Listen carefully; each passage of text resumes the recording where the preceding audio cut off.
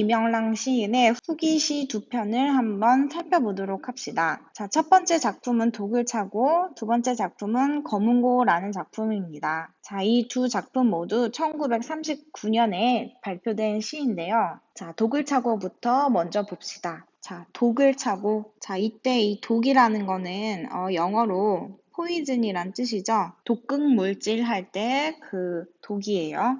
자, 독을 찬다? 몸 안에 독을 품고 있다? 어떤 내용의 시인지 한번 볼게요. 자, 내 가슴에 독을 찬 지 오래로다. 자, 여기에서 시적 화자가 1인칭 나라는 거를 알 수 있죠.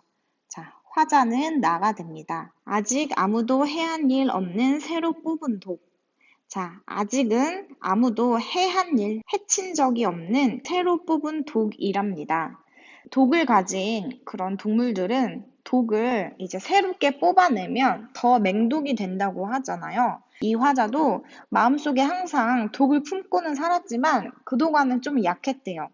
자, 그래서 아무도 해친 적이 없는데, 자, 지금은 내가 그 독을 새롭게 뽑아냈다고 합니다. 그러니까, 벗은 친구라는 의미죠. 자, 친구는 그 무서운 독 그만 흩어버리라 한다. 친구야, 너 그런 독, 다른 사람을 해칠 수도 있는 그런 독 그만 버려버려. 이렇게 조언을 해주죠. 자, 그러니까 나는 그 독이 선뜻 벗도 해야 할지 모른다 위협하고. 이 화자는 친구가 그런 조언을 하니까 내가 지금 품고 있는 독이 워낙에 맹독이라서 너도 내가 어떻게 할지 몰라. 이렇게 오히려 이제 위협을 한다는 거죠. 자, 그러니까 친구가 다시 얘기를 합니다. 독 안 차고 살아도 머지않아 너나 마주 가버리면 네가 그렇게 무서운 독 마음에 품고 살아도 어차피 머지않아서 너랑 내가 아주 죽어버리면 억만 세대가 그 뒤로 잠자코 흘러가고 오랜 시간이 그냥 그렇게 흘러갈 거야. 너랑 내가 지금 죽으면 그만이지 세상은 어차피 우리와 상관없이 그냥 흘러가게 돼 있어. 그러면서 나중에 땅덩이 모지라져 모래알이 될 것임을 허무한디 독은 차서 무엇하냐고 친구가 얘기를 합니다. 나중에 땅덩이 다 바스라져서 모래알이 될 건데 허무하다. 뭐하러 독을 차냐? 뭐하러 그렇게 힘들이고 사냐? 이렇게 얘기를 합니다. 그랬더니 화자가 이야기를 하죠. 아, 내 세상에 태어났음을 원망 않고 보낸 어느 하루가 있었던가. 허무한디. 그래, 네 말이 맞아. 자, 그러니까 이제 화자가 자신의 처지에 대해서 생각을 하게 됩니다. 내가 세상에 태어났음을 원망하지 않고 보낸 어느 하루가 있었던가. 태어나면서부터 단 하루도 이 세상에 태어난 것을 원망하지 않고 보낸 적이 없다는 거죠. 매일매일 원망을 하면서 살았다고 합니다. 자, 그러면서 허무한 뒤 이 화자도 어느 정도 그런 인생의 허무함에 대해서 느끼게 되죠. 허나.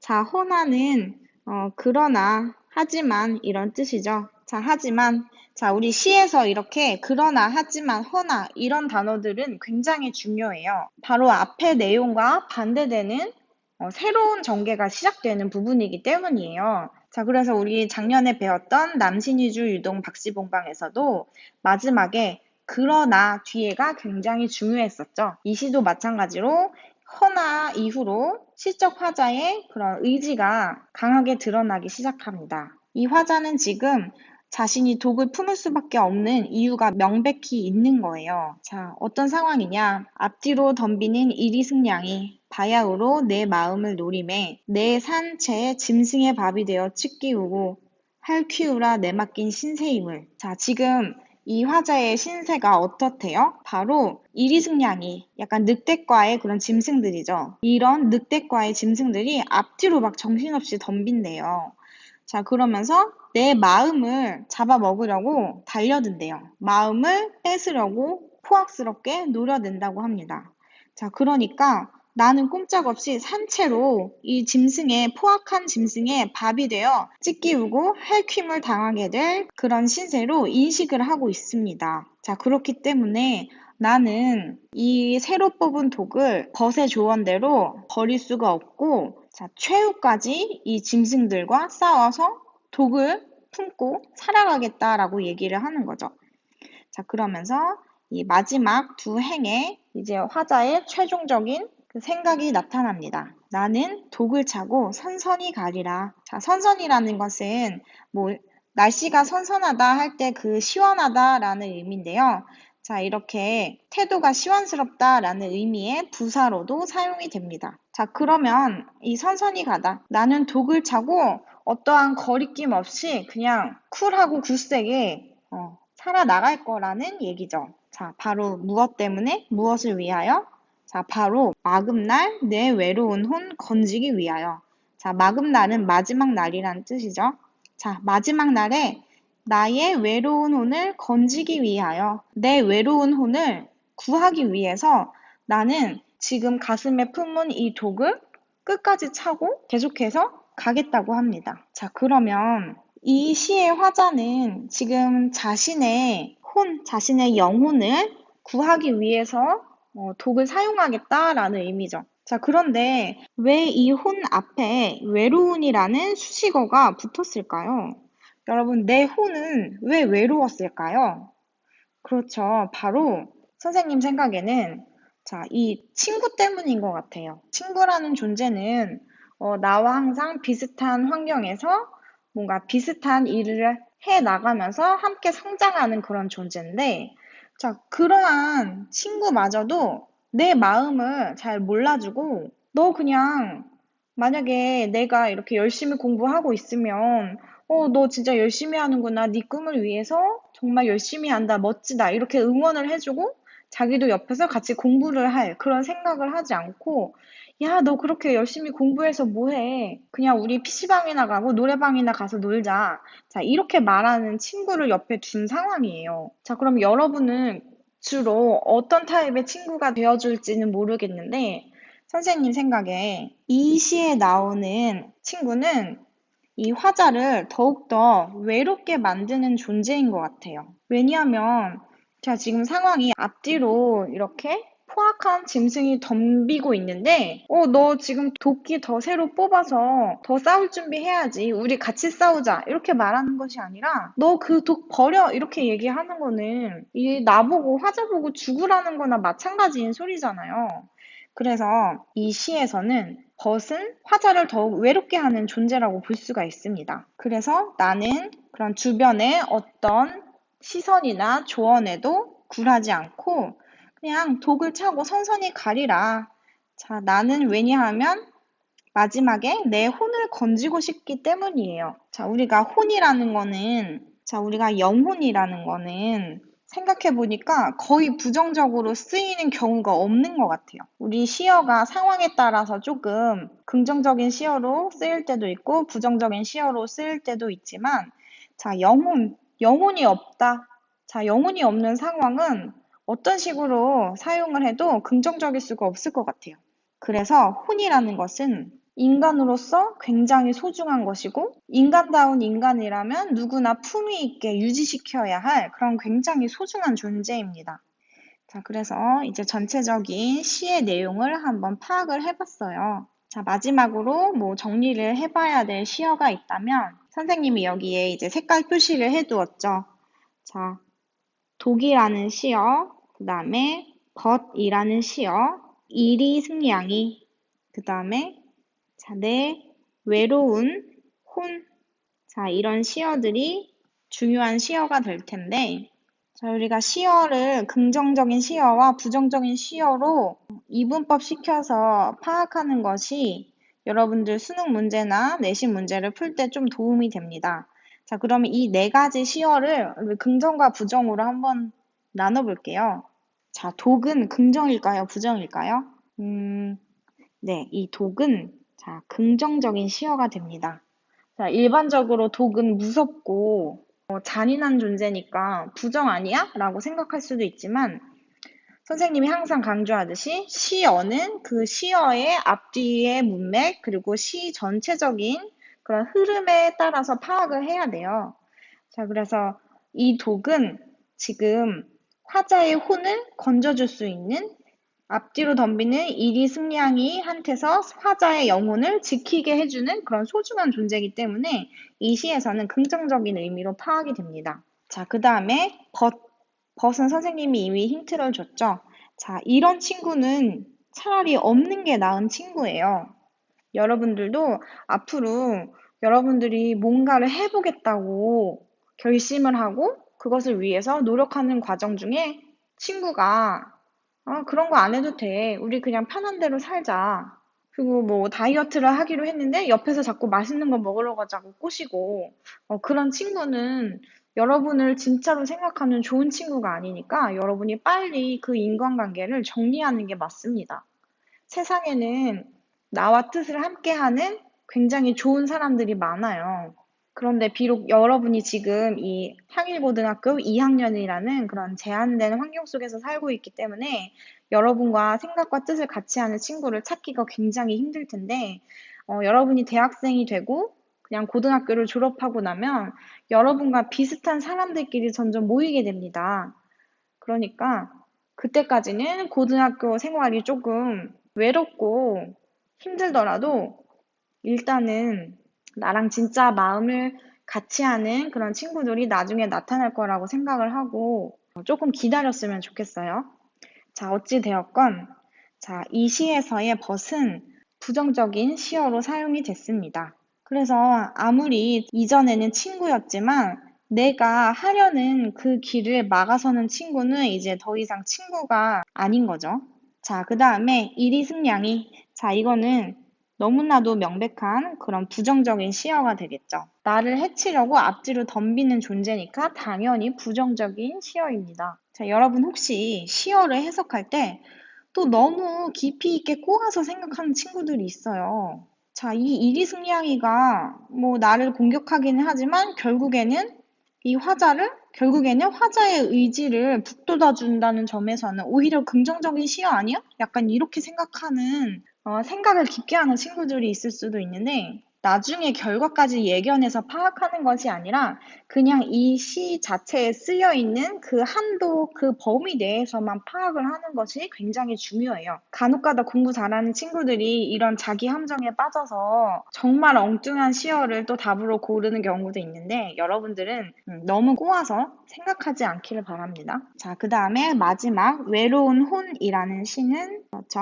긍정적인 시어였죠. 자, 여기에서도 외로운이라는 부정적인 느낌의 수식어가 붙었기 때문에 이건 부정적인 시어 아니야? 이렇게 생각할 수도 있지만 자, 외롭다는 것이 꼭 나쁜 것만은 아니에요. 자, 우리가 여기에서 생각해 봐야 할 것이 시대 상황, 반영론적인 관점에 대해서 생각을 해보면 좋습니다. 자, 일제강점기 말 40년대 초기에는 자, 우리 문학의 암흑기라고 부르는데요. 자, 오른쪽에 잠깐 보시면 1941년부터 조선어 사용이 금지되었어요. 그래서 우리의 말로 문학을 쓸 수 없으니까 당연히 우리 문학사는 정정이 된 것처럼 아무런 작품도 나올 수 없고 문학을 생산하려는 그런 노력도 사그라들 수밖에 없습니다.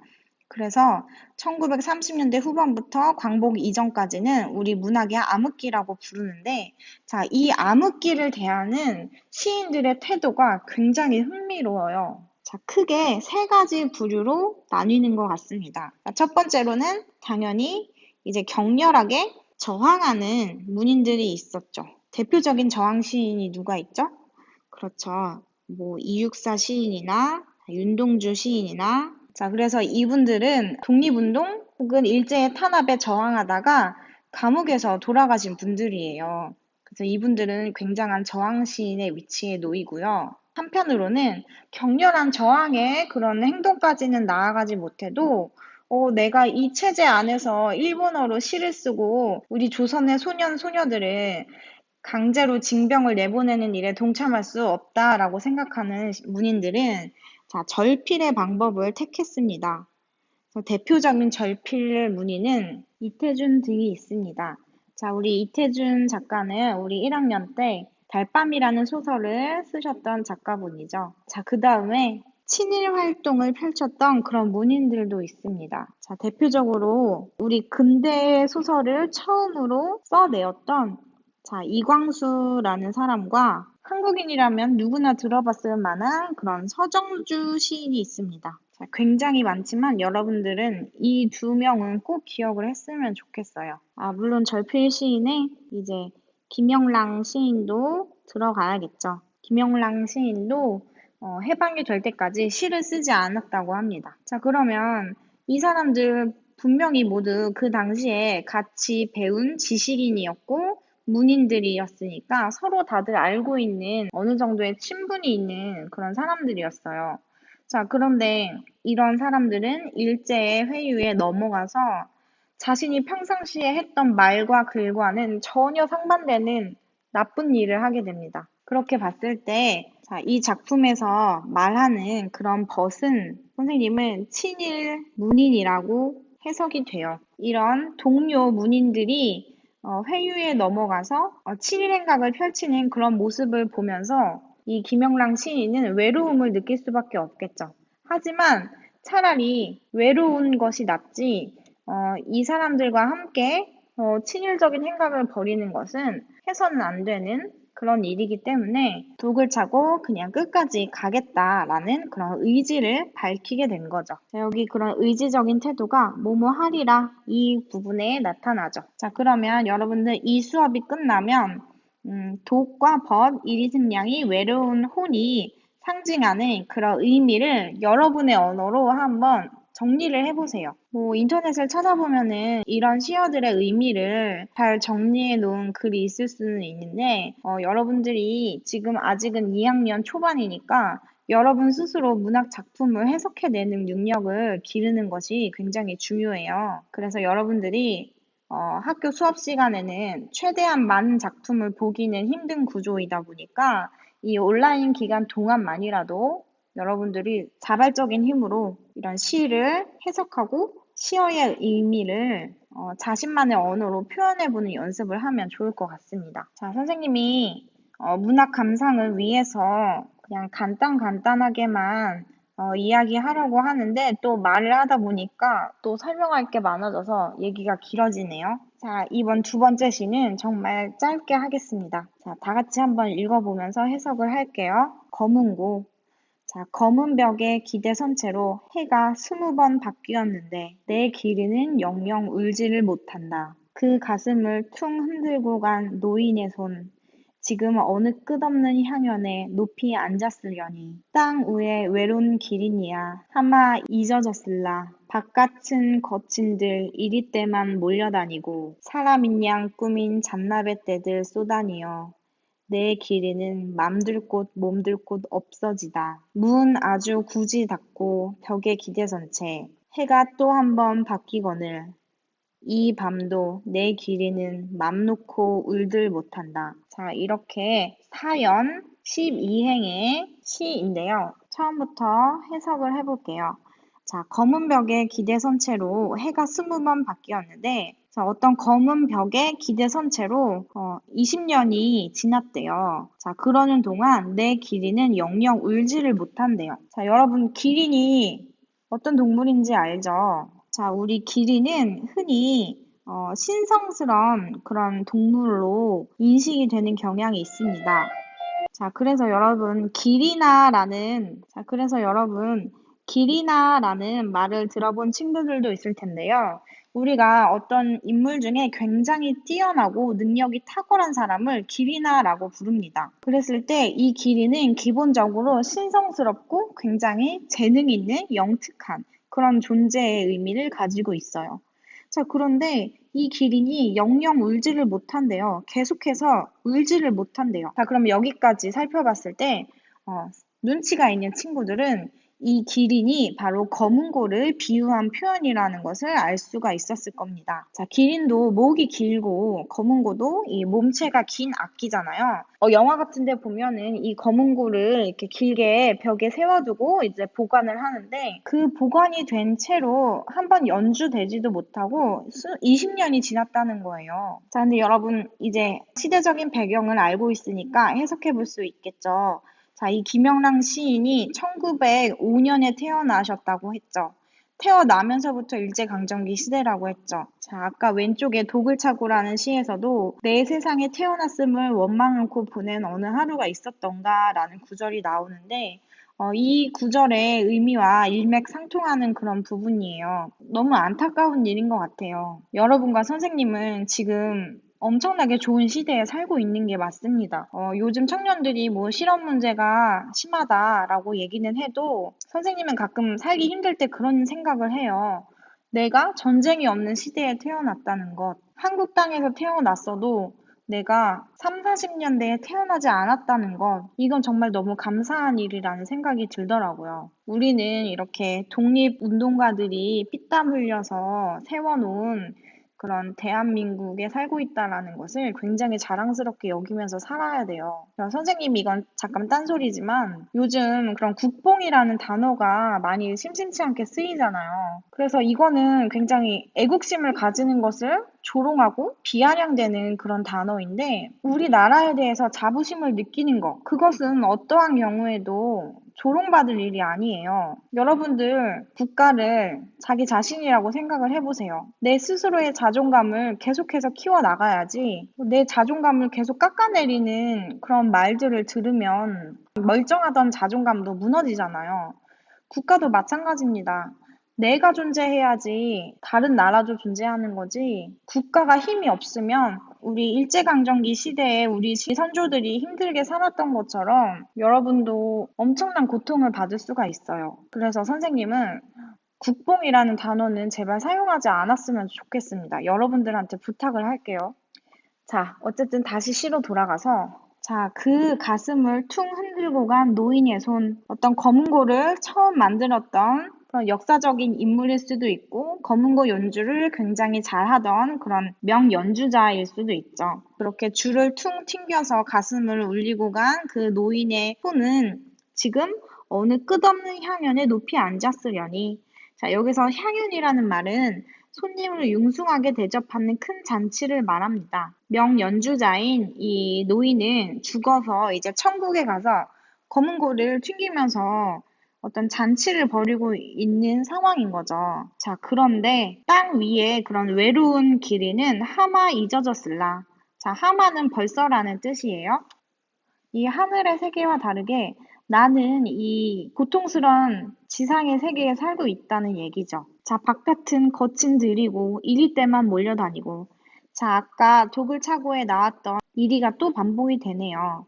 자, 이런 단어들이 시마다 반복이 되는 것만 봐도 그 시인이 어떤 단어를 좋아하는지, 어떤 것을 자꾸 이야기하고 싶어 하는지가 드러납니다. 자, 그리고 사람인 양 꾸민, 사람인 것처럼 꾸민 잔나비떼. 잔나비는 이제 원숭이라는 뜻이죠. 그래서 원숭이띠 친구들을 이제 잔나비띠라고도 부릅니다. 사람이 아닌데 마치 사람인 것처럼 꾸민 이 짐승들이 자꾸 쏘다니어서 내 길이는 맘들 곳, 몸들 곳이 없어졌대요. 마음만이라도 좀 잠깐 둘 수가 있으면 좋을 텐데, 이제는 그런 것마저 허용해주지 않고 존재 자체도 지금 없애버리려고 노력을 한다는 것입니다. 자, 40년부터 조선어가 사용이 금지된 상황을 우리가 엮어서 생각할 수 있죠. 자, 문은 아주 굳게 닫아버렸고, 내가 이런 이리떼와 잔나비떼들이 침범하지 못하도록 문을 아주 굳게 닫았지만, 자, 벽에 기대선 채 해가 또 한 번 바뀌거늘 시간은 계속 흘러가는데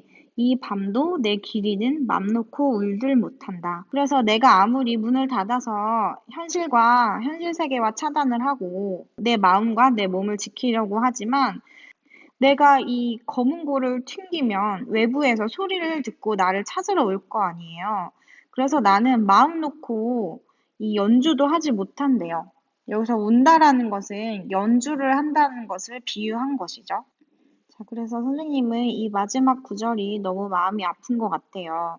이 김영랑 시인이 울림소리를 사용해서 굉장히 아름답게 언어를 꾸며내서 마치 음악처럼 들리는 그런 효과가 있는데 내가 아무리 그렇게 마음 놓고 음악성 있는 이런 시를 쓰고 싶어도 나는 지금 검은고를 튕길 수 없는 그런 상황에 놓여 있어요. 그래서 내가 조금 더 마음껏 작품 세계를 넓히고 싶어도 지금 상황이 따라주지 않아서 이제 괴로워하는 마음을 이 시로 표현을 해낸 것이죠. 그래서 선생님이 다시 한번 얘기하지만 우리는 이 힘든 시기를 우리를 대신해서 살아가준 이 선조들에게 감사함을 느껴야 되고 또 우리 스스로가 후손들에게 살기 좋은 나라를 물려주기 위해서 노력해야 된다고 얘기를 하고 싶어요. 자, 그럼 오늘 수고 많았어요. 안녕.